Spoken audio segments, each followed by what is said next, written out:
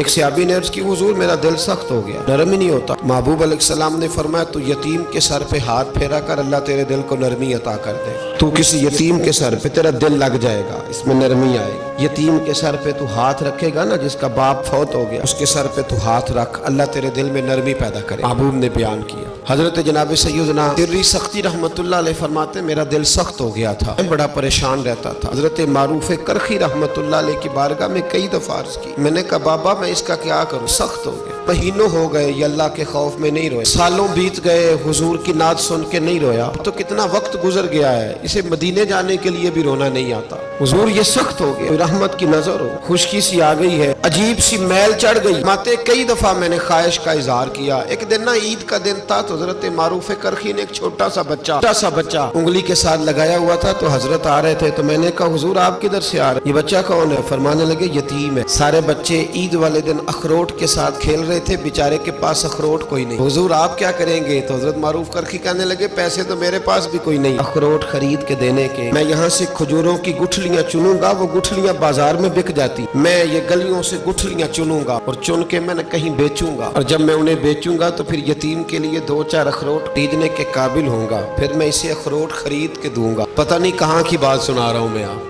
نہیں کہاں کا ذکر کر رہے ہیں بابا جی۔ بچہ یتیم ہے، بچے اخروٹ سے کھیل رہے تھے، اس کے پاس اخروٹ کوئی نہیں۔ بابا آج کا پیر تو معرفت کی بات کرتا ہے، تو یتیم کے لیے گٹھلیاں چننے چلا ہے۔ تو حضرت معروف کرخی کہنے لگے گٹھلیاں چنوں گا، پھر انہیں بیچوں گا، پھر جب کچھ پیسے ملیں گے نا تو میں اسے اخروٹ خرید کے دوں گا۔ فرمانے لگے جب یہ اخروٹ سے کھیل کر ہنسے گا نا تو اللہ میرے دل کو سکون عطا فرمائے گا۔ میں گٹھلیاں چننے جا رہا ہوں، مزدوری کرنے، تیری تلاش میں پھرا میں جنگل پہاڑ اور دشت میں۔ تو حضرت سری سختی فرماتے ہیں میرے گھر میں پیسے تھے، میں نے کہا حضور اگر یہ نوکری مجھے مل جائے تو میں غلام جو ہوا، اگر مجھے دے دے یہ نوکری تو میں نہ کر لوں؟ فرمانے لگے تو کر لے۔ ماتے میں اس یتیم کو پہلے گھر لے گیا، وہاں سے میں نے پیسے لیے، پھر بازار لے گیا، کپڑے خریدے، اس کے لیے ٹوپی خریدی، پھر میں نے اسے 2 کھجوریں کھلائیں، اخروٹ خرید کے دیے۔ حضرت سیدنا معروف کرخی کہتے ہیں اس کو میں نے چیزیں دے کے نا، وہ بچہ تھا، بچے ہی ہوتے ہیں، میں نے جب اسے اخروٹ دیے تو وہ دوڑنے لگا، میں بھی ہلکا ہلکا پیچھے چلنے لگا۔ فرماتے ہیں وہ جا کے بچوں کے گروہ میں مل گیا، درجنوں 20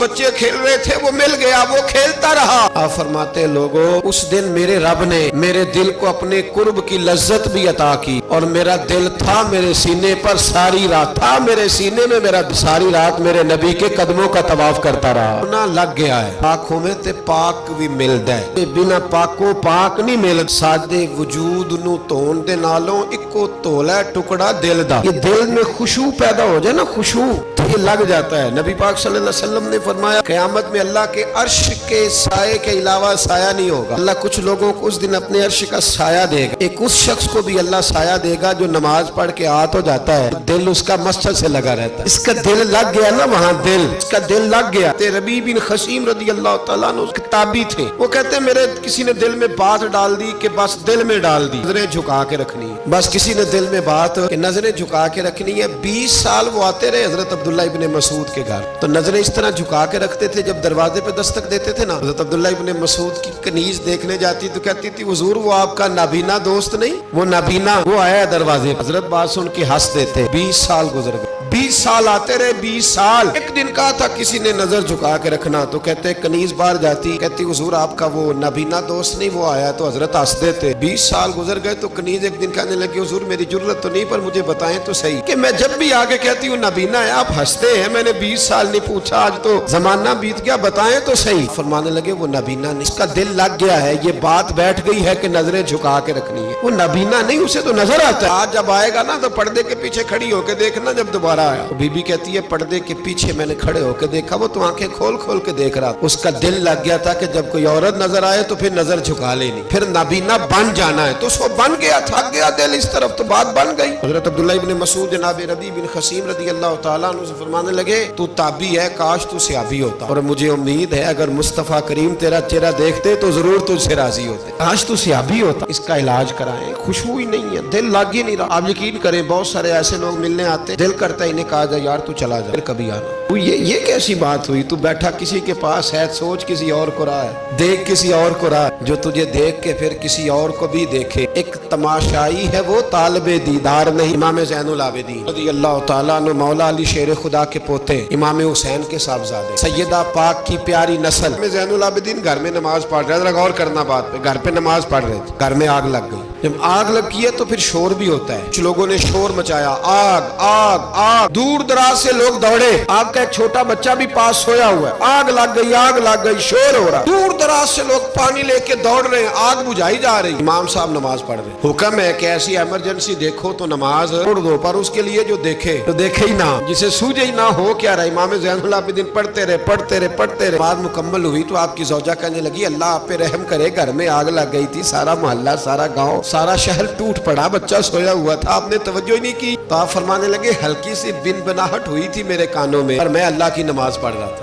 تیرے عشق کی انتہا چاہتا، عشق کی انتہا چاہتا، عشق کی انتہا چاہتا، تیری سادگی دیکھ کیا چاہتا ہوں، ذرا سا تو دل ہے مگر شوخ اتنا، وہی لن ترانی سنا چاہتا ہوں۔ یہ کیا خبر، ادھر کیا ہو رہا، ادھر میں تو اس کے ساتھ میرا تعلق تھا، میں تو اللہ کی بارگاہ میں حاضر تھا، مجھے کیا پتا۔ بی بی کہنے لگی آگ لگ گئی تھی، تو فرمانے لگے بھلی مانت چپ کر، تم دنیا کی آگ بجھا رہے تھے، میں جہنم کی آگ بجھا رہا تھا۔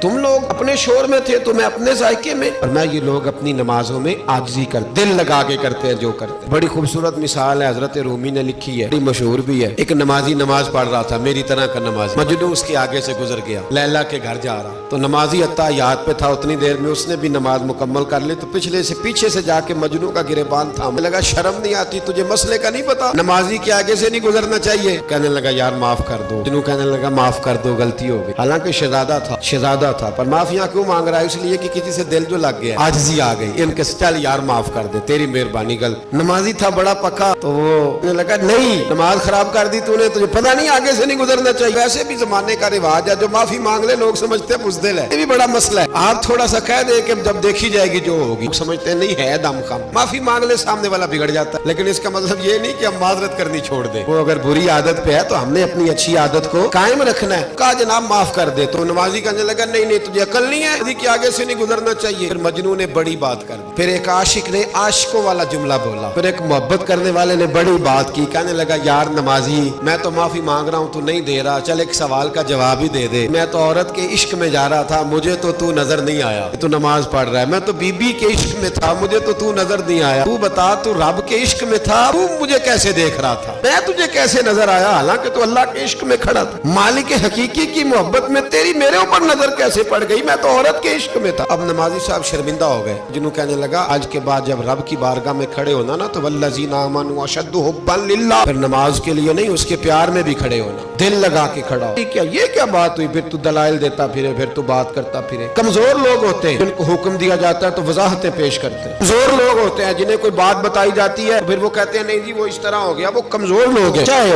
ابھی اس کو پتہ ہی نہیں، اس کو کیا خبر ہو کہ اشاروں کی بولی بھی بڑی بولی ہوتی، تو کیا پتا ہو، سمجھ ہی نہیں سکا، بھانپ ہی نہیں سکا، دل ہی نہیں لگا سکا، اس پہ کس طرح پتا ہو؟ ماں کا دل بیٹے سے لگ جاتا ہے، اور رونے سے سمجھ جاتی ہے اس کو ضرورت کیا ہے، فوراً جان جاتی، اس لیے دل لگا کے کریں، دل لگائیں نماز میں، دل لگائیں عبادت میں، دل لگائیں تقوی میں، اور یہ لگ جاتا ہے۔ میں عمرے کے لیے حاضر تھا تو ایک بچہ نیا گیا تھا یہاں سے، مجھے کہنے لگا حضرت صاحب دل نہیں لگ رہا، دعا کر دے، میں نے کتنے دن ہو گئے، کہنے لگا یہ اب میں کہنا چاہ نہیں رہا تھا، یہ بات پر لوگ شکایت کرتے ہیں نا، دکان پہ دل لگ جاتا ہے نماز میں نہیں لگتا، اس کا جواب بھی ضروری ہے۔ کہنے لگا دل نہیں لگ رہا، میں نے کتنے دن ہوئے، کہنے لگا ابھی 15-20 دن، میں نے کہا پہلی تنخواہ کب ملے گی؟ کہنے لگا 20 دن تک مل جائے گی، میں نے کہا تنخواہ کے بعد فون کرنا، انشاءاللہ 20% لگ جائے گا، 20% پہلی تنخواہ پہ 20% لگ جائے گا، اور دوسری آئے گی تو انشاءاللہ امید ہے 70% بھی لگ جائے گا، اور جس دن تنخواہ ذرا بڑھ گئی اس دن اللہ خیر کرے گا 100% بھی۔ بھائی کسی کا فیکٹری میں بھی دل لگا ہے، کبھی آگ ہوتی ہے نا چاروں جانب، کیوں جاتا ہے روز، دل کے وقت ضد کرتا ہے، کہتا ہے دل نہیں لگتا، ہاں لگتا ہے تیرا، یہ نفس کی شرارت ہے، یہ نفس کی شرارت ہے، اس کو سمجھا، اس کو بتا،